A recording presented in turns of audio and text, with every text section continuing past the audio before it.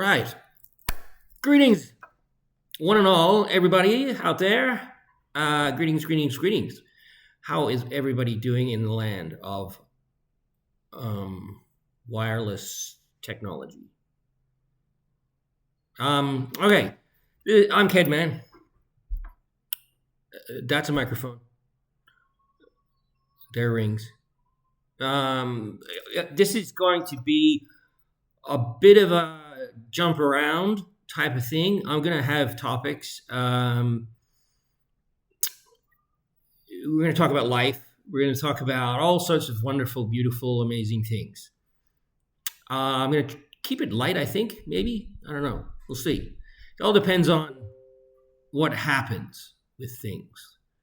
And if I get some followers, which would be absolutely super cool, and people can start to say to me, why don't you talk about, it'd be really great if you talked about that. Because if you talk about that, then we would be more informed. And yeah. So this one, I think I'm going to start off with that I've been 27 years as a teacher. I'm in my mid-50s. I have a Canadian accent because I was born in Canada, and I live in Australia, in New South Wales. It's a very big state. And I've been in public education, high school, 7 to 12. I also have dabbled in independent education and Catholic education as well. So I've got a flavor of 3 different types. There is Christian schools, and then there's all the other alternative ones that exist. The majority of students in New South Wales do go to public schools, primary schools, and high schools. There are selective high schools in New South Wales. They are in, well, pretty much they're all in Sydney, pretty much all. But I'm not in Sydney. I'm in a coastal town. And it has 2 high schools. And there's also a variety for lots of parents in this area. I could start off by saying, what's my opinion on education? Well, it's shit. Yeah, it's just, it doesn't work. I think if you're a specialty school and you have passionate teachers, yeah, awesome. But in general, it's shit. There are so many kids that fall through the cracks. There's just way too many. And I've seen over the years way too many. It's really crazy. And it's sad because every student should have access to education, right? To learn some skills, and hopefully it's not a bad experience. Hopefully. For me, growing up, I went to school in Canada. So went to elementary school, and then I went to middle school, and then I went to high school. And it was a very big school. It was like a prison. I hated it. I hated maths. The subjects I liked were English. I liked English, and I ended up becoming an English teacher. So there you go. I like to read. My dad read to me when I was a small boy, and I always had access to books. And I had the whole Hardy Boys series. Hardy Boys, oh my goodness me. I used to have a big collection of Commando comic books. Or they were graphic novels really then.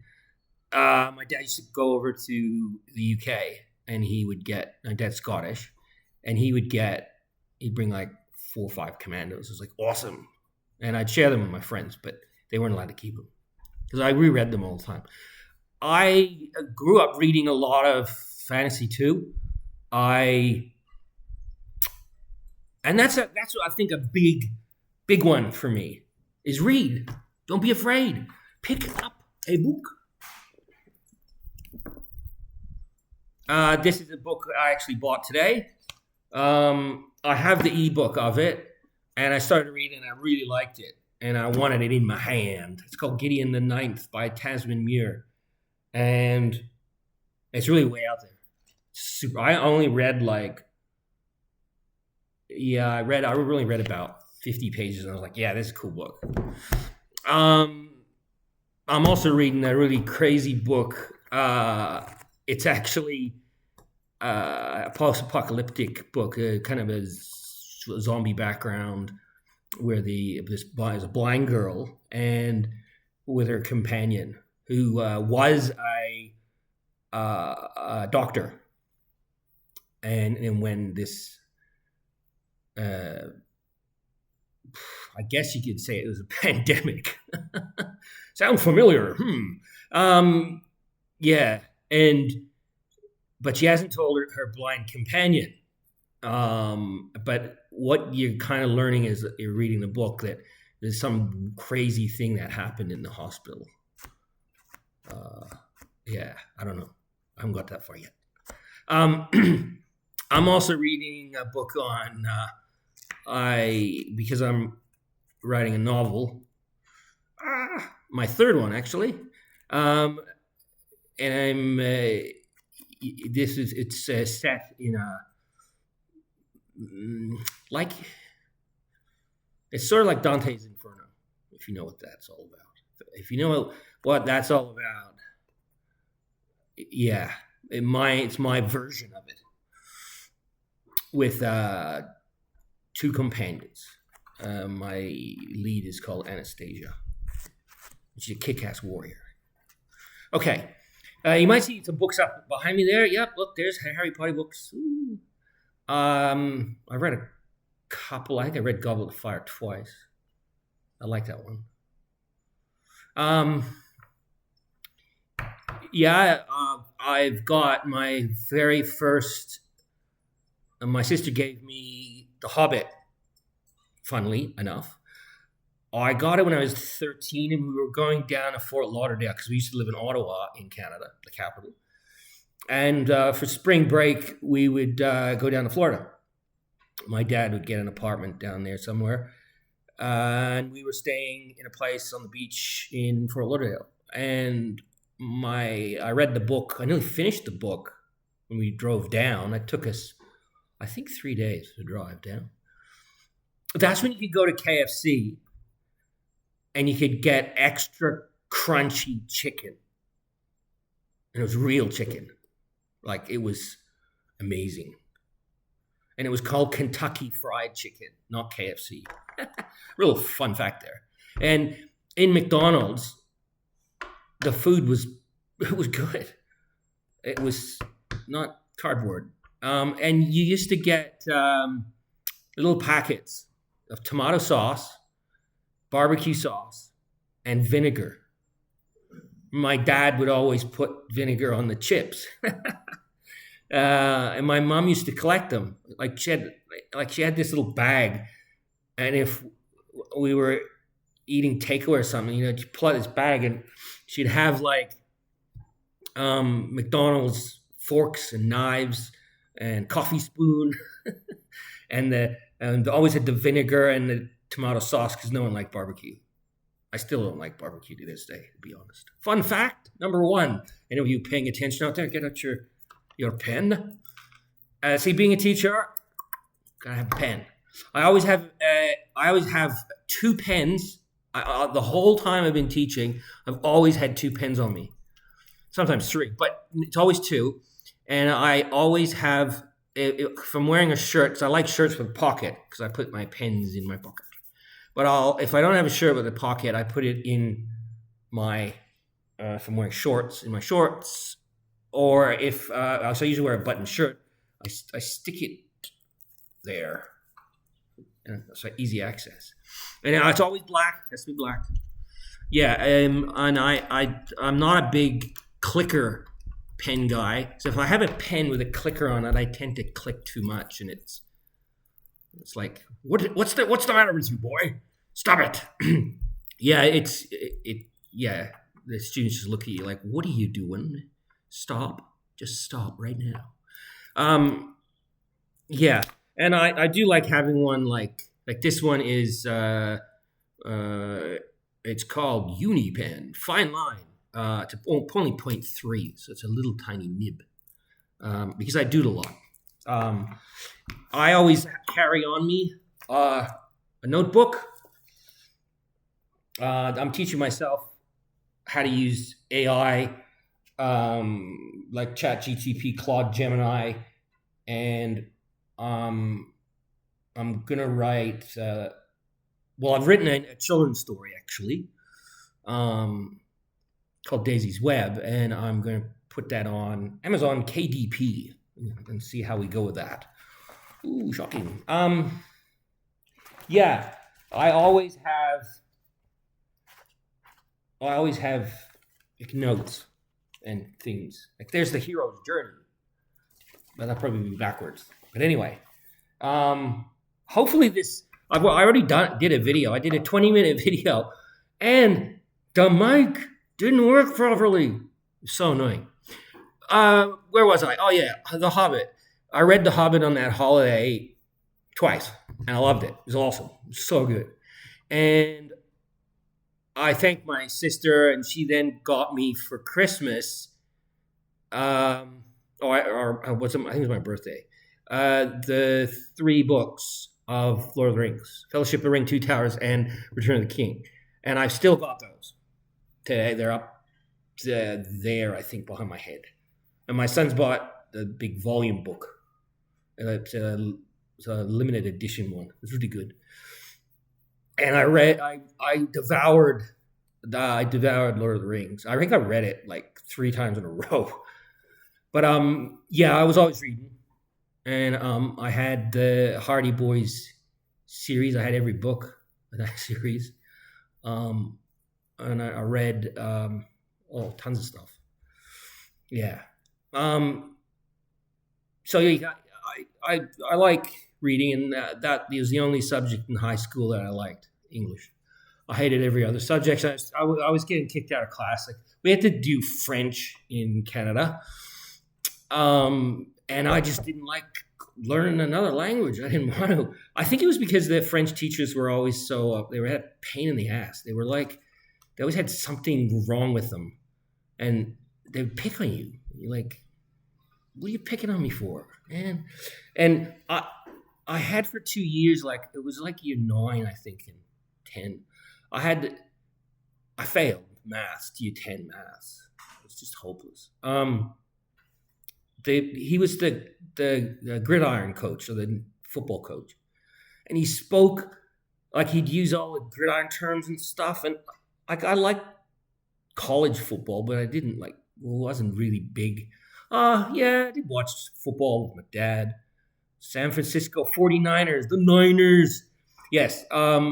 Yeah, no, I did. I watched that. We were big ice hockey fans, like Vancouver Canucks. Yeah. My dad used to get tickets, and we'd go. I see Gretzky score and all the time. It was awesome. That was the years of the New York Islanders, like off their charts. Not New York Islanders, the Edmonton Oilers. They were so good. Not New York Islanders. Yeah, we went for the Vancouver Canucks. We used to live in Vancouver, and Montreal Canadiens, because we lived in Ottawa, and the Ottawa Senators were in the league below the NHL. Yeah. Yeah. So I mentioned education is shit, but you have to bring some context to that, because it's a minefield. It hasn't changed in 200 years. Desks and the chalkboard has been replaced by whiteboard, and then we got interactive boards, and then there's the comm boxes, and there's all these other fancy things, and yeah, whatever. It doesn't make education easier, but I'm all for the downtrodden, those kids who struggle, and I've always looked out for those kids and want to help them because there's so many that fall through the cracks. It's just really sad.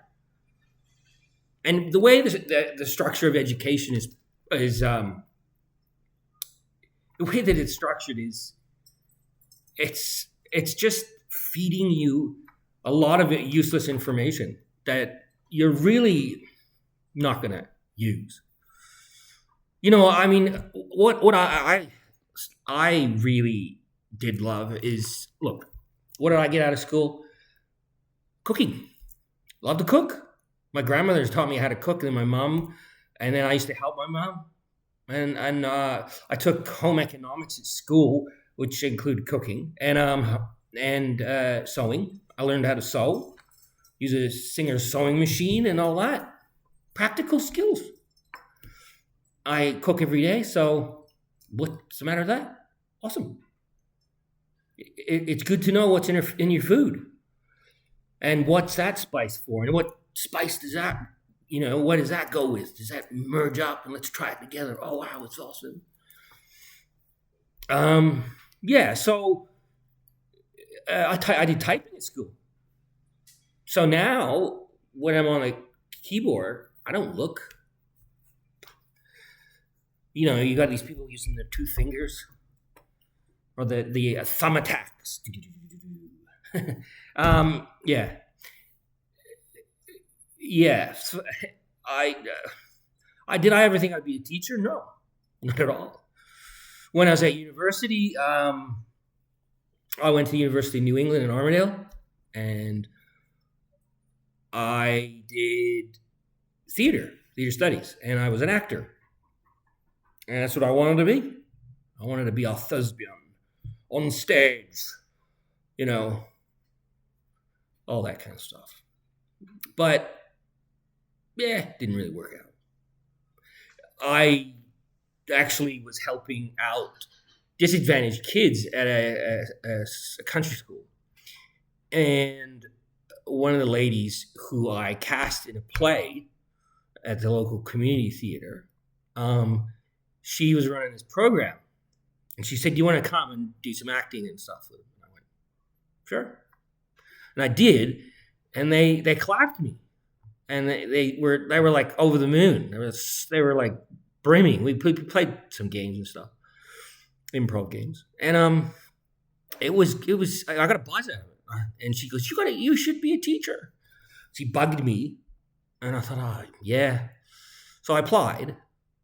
I'd already finished university, and I was actually working in a bookstore, Dimmick's, sorting books. And I was at a barbecue, and I met a guy who was a principal of the Catholic education in this area, and he offered me a job.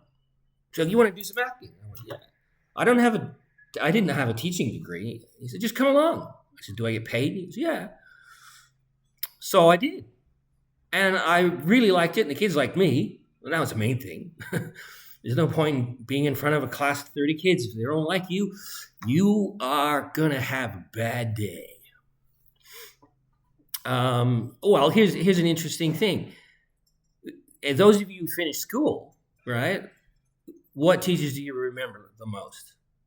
Those who believed in you, right? Those who were nice. Those who were caring about you and listening to you. And if you had a bad day, or you're depressed, or you were not going well. Like I had a teacher, an English teacher, and she liked my creative writing a lot. And because whatever the book we were studying, I'd always read it real fast. She'd always give me extra, like, "Why don't you go read this book? Why don't you go read this book?" She was great. It's funny. In Canada, I did To Kill a Mockingbird by Harper Lee, and I did The Outsiders by S.E. Hinton. And when I became a teacher, I was an English teacher, and what are we going to teach year 9? The outsiders. I see hidden, and I just laughed my head off. Man, what? I had that taught to me. Here I'm going to teach it. And same with year 10 was To Kill a Mockingbird. It was just like, and I did Lord of the Flies at school. And how many times do you think I've taught Lord of the Flies? Hundreds. It's crazy. That just goes to show education in New South Wales. Then you go Canada, British Columbia, and it's like, wait a minute, it's almost the same. What? How does that work? Yeah. Look, I think those countries that vary the times that the kids are actually in the classroom and give the kids more, not freedom, but more time to utilize their brain power in an active way are the successful schools and countries. Finland.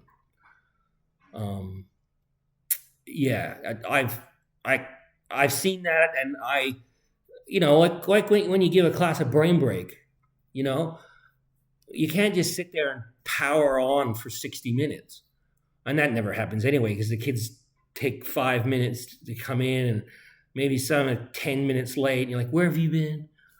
"Oh, I was getting a drink of water." Or 10 minutes? Wow, you must be full. Then can I go to the toilet? Can I go to the bathroom? Like, really? But anyway, 60 minutes is too long in a classroom. Way too long. No, I'm not a fan. No, 50 minutes, cool. But 60. Anyway, I'm going to keep this down. It's on 22 minutes. But there's a whole bunch of topics that I want to talk about. This was a bit of a ramble, but I don't know if anyone's going to see it. Or they're just going to probably think I'm completely, this guy's completely insane. Look, I've written them down.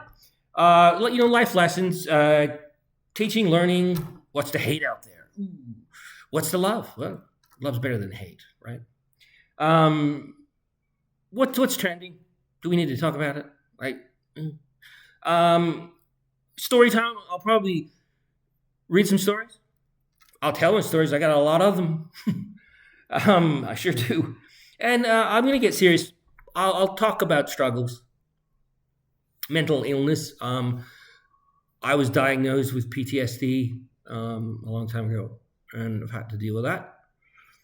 And depression.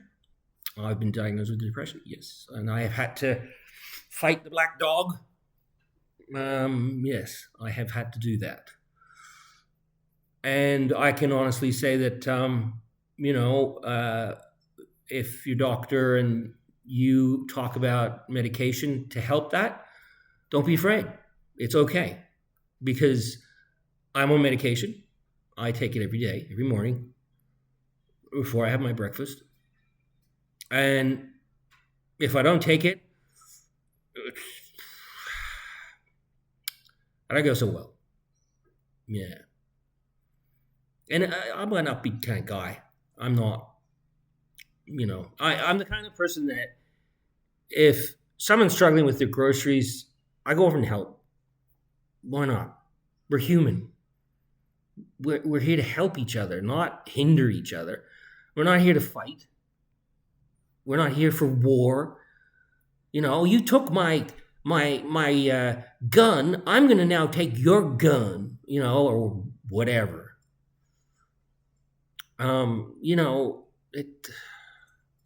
Just because you are a certain, from a certain background, it doesn't matter. We're all human. And we're all in here. We're beautiful. We're not mean. We really aren't mean. It's all the stuff that these controllers have spinning around us. The mainstream media, fear. You got to be, it's psychology 101 is if you keep the people in fear and always looking over their shoulder, going, "Oh, what's over there? Oh, what's over there?" They're not going to be able to think straight and just calm. Just chill, man. It's okay. If someone needs the door being held open, I'll hold them to open the door. It's okay. You know, a little bit of kindness it goes a long way in life, and that's pretty much my key message here. And that if you want to homeschool your kids, do it. I totally recommend it. But you got to be on the ball, and you've got to really work out a proper curriculum to maximize what you think's important that your kids should be learning, right? I mean, people will probably find this statement a little bit nuts, but that's okay. History has been rewritten, and it has been wiped away in so many avenues. The victor always will write the books. You don't have the losers going, wait a minute. I have a different view on that. Can I write a book? And what's going to happen is those people who've written all those books, where everyone's agreeing that those are the books to read, the books, they're going to say, no, you can't. Or no one will read it because they won't believe you because you're a liar, because you lost. So, we got to really think about history. And I think the big thing to take away from today is be a critical thinker. Think outside the box. Okay? Just think outside the box. And smile and open a door for someone until I post another one of these things and people can go, wow, amazing. Yeah. All right. I think that was a bit of fun. I'm going to upload it now, and hopefully I don't get my first strike on YouTube. Dear, oh dear. Okay. Later, people.